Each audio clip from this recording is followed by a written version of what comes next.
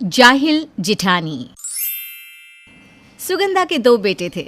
दोनों ही खूब पढ़े लिखे और होशियार थे। अपने होनहार बेटों के लिए सुगंधा ने बहुएं भी दोनों पढ़ी लिखी ही पसंद की थी। जब तक बड़ी बहू सोना अकेली थी तब तक तो सब कुछ ठीक ठाक ही चल रहा था, लेकिन छोटी बहू लता के आने के बाद तो जैसे घर की सुख शांति को किसी की नज़र ही लग गई। छोटी बहू लता नौकरी पेशा थी, इसलिए सुबह सुबह बड़ी बहू सोना के साथ घर के कामों में हाथ बटाने के बाद वो अपने काम पर चली जाती थी और शाम को 7 बजे के बाद ही घर लौटती थी। माँ जी, ये क्या बात हुई? पूरे 5 साल मैंने घर अकेले संभाला है, लेकिन अब तो लता आ गई है। अब मुझे भी तो थोड़ा आराम मिलना चाहिए ना। लता तो सुबह सुबह सज धज कर मटक कर ऑफिस के लिए निकल जाती है। और तो और, जब से ये लता आई है देवर जी को तो जैसे अब घर का खाना अच्छा ही नहीं लगता। हर दूसरे दिन बाहर डिनर के लिए निकल जाते हैं, कभी यहाँ घूम रहे हैं कभी वहाँ घूम रहे हैं। ऐसा लगता है घर में दिमाग खपाने के लिए तो बस हम ही पैदा हुए हैं।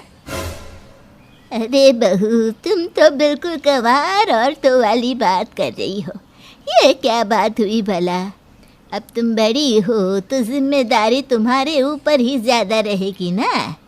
उसकी अभी नई नई शादी हुई है, अभी थोड़े दिन उन्हें घूम फिर लेने दो, मौज मस्ती कर लेने दो। इसके बाद तो सबको जीवन भर गृहस्थी ही संभालनी होती है। हाँ माँ जी, देख रही हूँ जब से ये लता आई है आप भी बस लता के ही गुण गा रही हैं। बड़ी बहू को तो जैसे भूल ही गई हैं आप। अरे सुना बहू, कोई तुम्हें नहीं भूला। बेकार की बातें अपने दिमाग में रखना बंद कर दो। अरे तुम इतनी पढ़ी लिखी समझदार हो, कुछ तो समझदारी दिखाओ। और पढ़ाई सिर्फ नौकरी करने के लिए नहीं होती, घर के सभी सदस्यों के साथ अच्छे से तालमेल बना कर रखो। संबंध ऐसे होने चाहिए कि चाहे जो हो जाए रिश्तों में दरार ना आने पाए। तब पता चलता है कि बहू कितनी पढ़ी लिखी समझदार है, वरना घर का काम तो अनपढ़ औरतें भी कर लेती हैं। सास से खरी खरी सुनने के बाद तो सोना का दिमाग और भी गर्म हो गया था। हाँ, सारे अच्छाई के भाषण तो मेरे लिए ही है ना।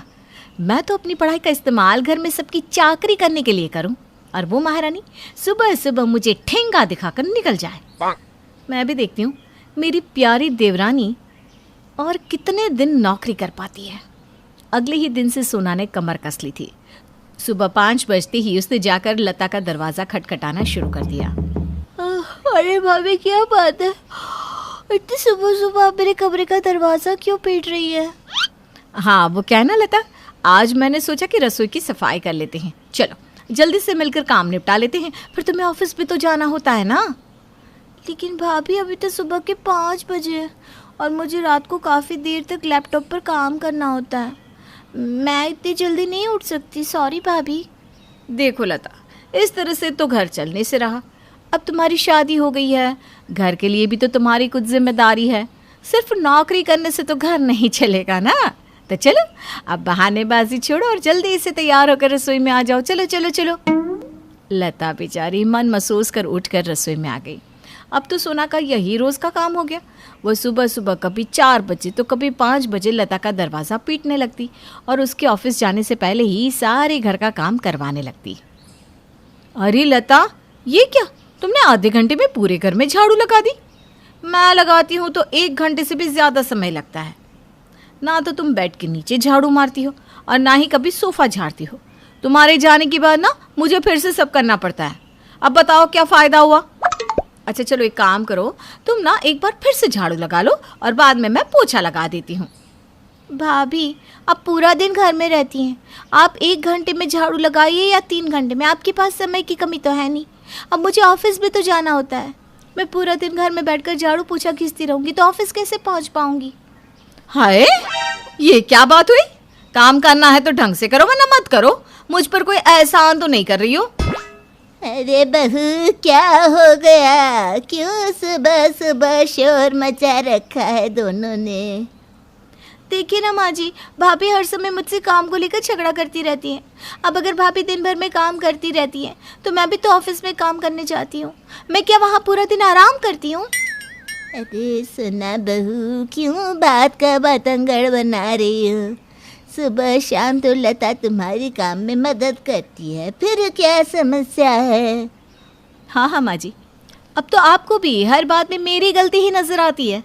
ये कल की आई लड़की 4 पैसे क्या कमा कर लाने लगी, आप सबने तो जैसे मेरी तरफ देखना ही छोड़ दिया। तो ठीक है ना, मैं भी कोई इस घर की नौकरानी नहीं हूँ। इतना कहकर सोना पैर पटकती वहां से अपने कमरे में चली गई। अगली सुबह 7 बज गए थे, लेकिन सोना बहू अपने कमरे से अभी तक बाहर नहीं निकली थी। लता अकेली ही रसोई में खाना बना रही थी। अरे लता बेटा, सोना अभी तक कमरे से बाहर नहीं आई क्या? तुम अकेले कैसे सब काम निपटा पाओगी? सास सोना को बुलाने के लिए उसके कमरे में जाती है तो देखती है सोना तो माला लेकर भगवान का जाप करने में लगी हुई है। अरे बेटा, सुबह सुबह का काम का समय होता है और तुम यहाँ बैठकर माला जप रही हो। मतलब तुम्हारे पूजा करने से हमें कोई दिक्कत नहीं, लेकिन लता का ऑफिस जाने का समय हो रहा है। अभी थोड़ा तुम उसका हाथ बटा देती तो अच्छा रहता। माँ जी, मैंने व्रत लिया है कि अब से मैं 100 माला किए बिना पूजा से नहीं उठूंगी। सासू माँ तो सोना की सारी चालबाजी समझ रही थी। वो ये जानती थी कि सोना ये सब लता को परेशान करने के लिए ही कर रही है। बहू, तुमसे ऐसी उम्मीद नहीं की थी मैंने। खैर छोड़ो। थोड़ी देर बाद जब सारा खाना बनकर तैयार हो गया तो सोना अपने कमरे से बाहर आई और अपने पति का टिफिन पैक करके उनको दे दिया। लता सब देख रही थी। अब तो वो रोज़ ही सुबह 4:30 बजे उठती, पहले जल्दी जल्दी सफाई करती, फिर खाना बनाती। जब सब कुछ बनकर तैयार हो जाता तो जेठानी सोना चुपचाप आकर अपना और अपने पति का खाना लेकर वापस कमरे में लौट जाती। शाम के समय भी जब छोटी बहू लता सबके खाने के बाद बर्तन धोने के लिए रसोई में जाती तो सोना जूठे बर्तनों का ढेर लगा देती। एक के बाद एक सोना बर्तन लाकर उसके आगे पटकती रहती और लता देर तक बर्तन धोने में उलझी रहती। कुछ दिनों तक तो ऐसे ही चलता रहा। लता देर रात तक रसोई के काम समेटने में लगी रहती और सुबह भी जल्दी उठती। नींद पूरी ना होने के कारण अब लता को दिन भर थकान महसूस होती रहती। माँ जी, मैं सोच रही हूँ कि नौकरी से रिज़ाइन कर दूँ, मुझसे मैनेज नहीं हो पा रहा है। अरे लता बेटा, ऐसा क्यों सोच रही हो? इतनी अच्छी नौकरी है तुम्हारी, हर किसी को थोड़ी ना मिलती है। माँ जी, मैं रात के 11 बजे तक रसोई में लगी रहती हूँ। भाभी ने तो रसोई में आना ही छोड़ दिया है।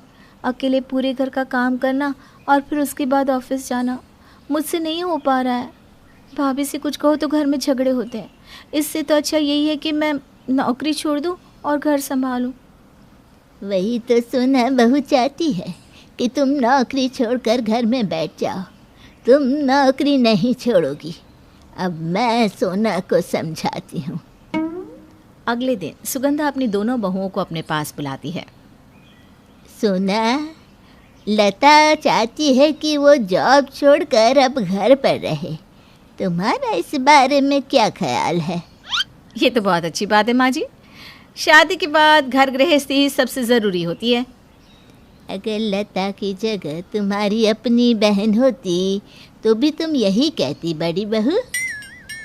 सोना बेटा, मैं अपने दोनों बेटों के लिए पढ़ी लिखी बहुएं चाहती थी। मैंने तुम्हें कभी नौकरी करने से नहीं रोका।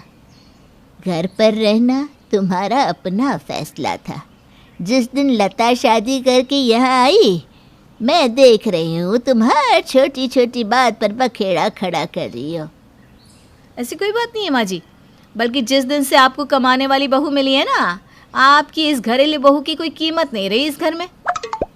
लता बहू ने हमेशा तुम्हारे बराबर बल्कि तुमसे ज़्यादा ही घर का काम किया है, तब भी तुम्हें संतोष नहीं। दरअसल बात काम की है ही नहीं, बात तुम्हारे अहम की है। तुम ये चाहती हो कि लता भी तुम्हारी तरह घर पर रहे। भाभी, मैंने तो आपसे कुछ भी कहना ही छोड़ दिया है। मैं कितना खुश थी कि मेरी शादी पढ़े लिखे परिवार में हो रही है।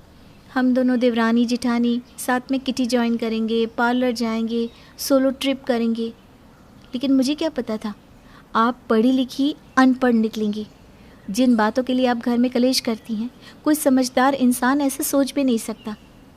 ठीक है बहू, घर की सुख शांति के लिए मैं लता की नौकरी छुड़वा देती हूँ, लेकिन मेरी एक बात हमेशा याद रखना, किसी की तरक्की में बाधा डालकर तुम कभी खुश नहीं रह पाओगी। अपने आप को क्या जवाब दोगी ये ज़रूर सोच लेना। मुझे माफ़ कर दीजिए माँ जी। लता, तुम भी मुझे माफ़ कर दो। शायद मैंने तुम्हें दिल से अपनाया ही नहीं था, इसलिए तुम्हारे लिए कुछ भी करना मुझे बोझ लगता था। आज से मैं तुम्हें अपनी छोटी बहन की तरह मानती हूँ। सोना की बात सुनकर सुगंधा और लता बहुत खुश हो जाती हैं और उसे गले से लगा लेती हैं। उस दिन के बाद सोना और लता दोनों खुशी खुशी घर संभालने लगती हैं।